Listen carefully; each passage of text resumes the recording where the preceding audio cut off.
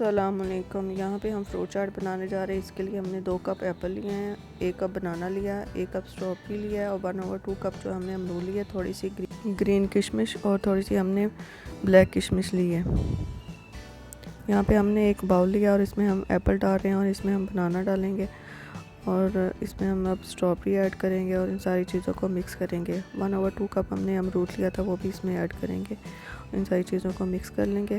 1 table spoon ہم اس میں sugar ڈالیں گے اور 1 ٹی سپون جو ہے اس میں ہم نے نمک ڈالا ہے اور 1 ٹی سپون ہم اس میں چاٹ مسالہ ڈال کے ان ساری چیزوں کو اچھی طرح سے مکس کر لیں گے۔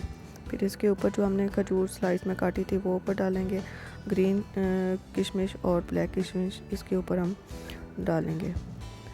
کشمش اور کھجور ڈالنے سے اس کا ٹیسٹ جو ہے وہ بہت مزے کا آتا ہے۔ ہماری فروٹ چاٹ جو ہے اب اس کے اوپر ہم بلیک کشمش ڈالیں گے۔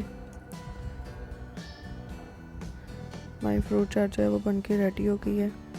مزید اچھی ویڈیو کے لیے میرے چینل کو سبسکرائب کریں۔ ملتے ہیں پھر ایک نئی ویڈیو کے ساتھ۔ دعاؤں میں یاد رکھیے گا۔ اللہ حافظ۔